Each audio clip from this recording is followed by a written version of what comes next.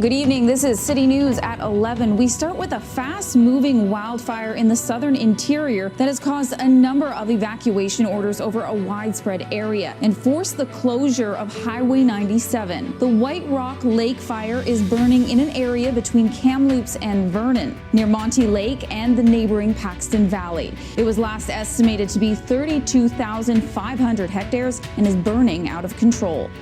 The fire has been burning for more than 3 weeks. In just 24 hours, it grew by more than 10,000 hectares. It's now 4 times the size of the city of Vancouver. These concrete steps lead to what used to be Ian Hay's home. He walked right up in, opened the door, and there's the kitchen. You can see where the table's still sitting. It's one of 28 buildings officials confirmed were destroyed when the fire crossed the highway into Monty Lake on August 5th. Down the road, Dave Crawford's trailer home, among 5 in a row which were reduced to rubble. My cat was in there. I wish I could stop thinking about it, but it's impossible.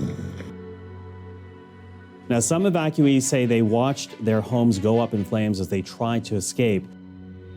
To say the very least, it's horrifying. There's many piles of rubble that used to be homes. Many piles of rubble that used to be people's shops and outbuildings.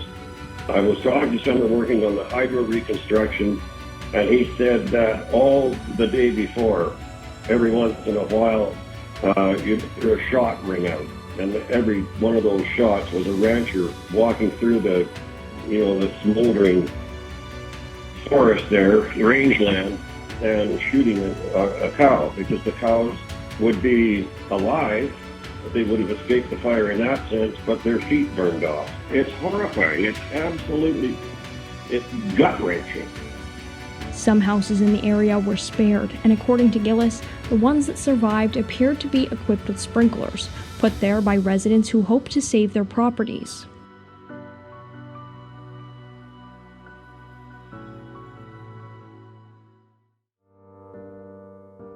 My heart goes out to all my friends and family who had to suffer through this horrific fire.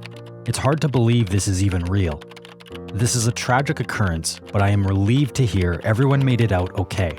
Despite the destruction left in its path, the spirit of this community will live on.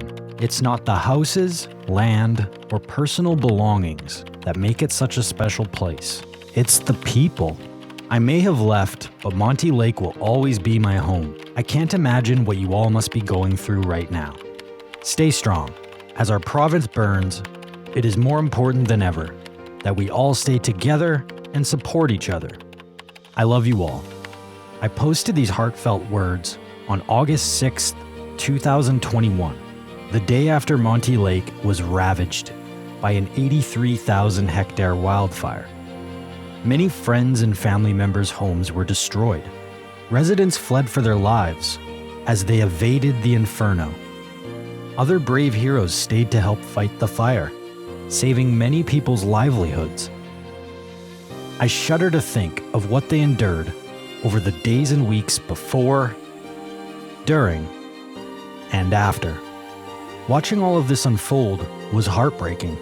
Discovering that the home I lived in for 18 years was also gone was another hard pill to swallow. It felt like the final nail in the coffin of my childhood. The fire affected me in another way. It caused me to think about what the community means to me. With fond nostalgia, I began to treasure those moments of my youth that I had previously taken for granted. Going snow racing on Boxing Day. Days at the lake. Or on the boat. Family get-togethers.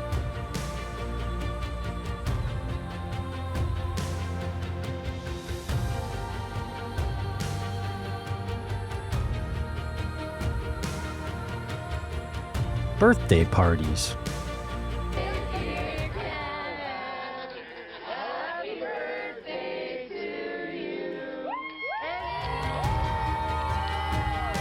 Where there's so much wildlife just outside your door. Summer nights sleeping out in the fort, or on the trampoline under the stars. The most incredible views, and everything in between. However, I felt very isolated, lonely, and depressed at times. It was especially tough when I was diagnosed with epilepsy. I got through it though, and by my teenage years, I was even able to play football. During that time, I began to resent living out there. I wanted to have a social life. But I learned to enjoy spending time alone throughout the years, and this helped me become a more independent adult. I failed to appreciate how Monty Lake made me the man that I've become.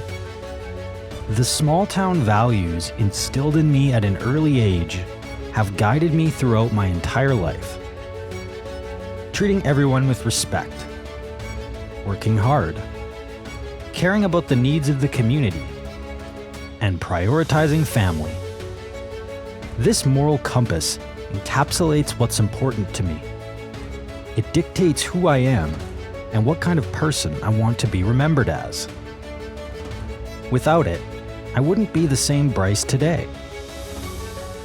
There's a different mindset out there.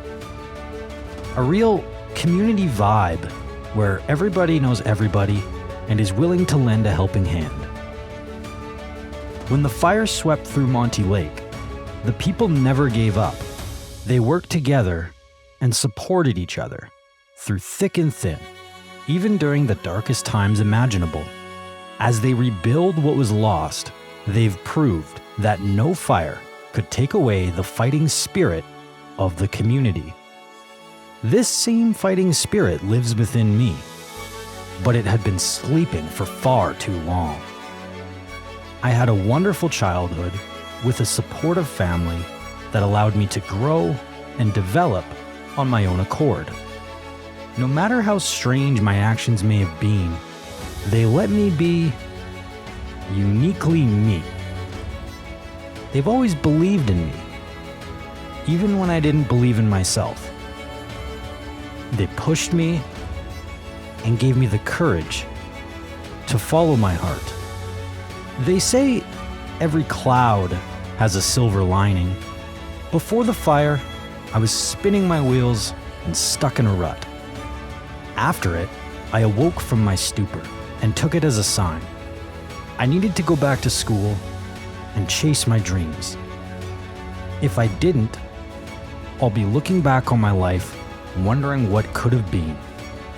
Rather than wallowing in my own lost potential, I will push forward in the pursuit of happiness.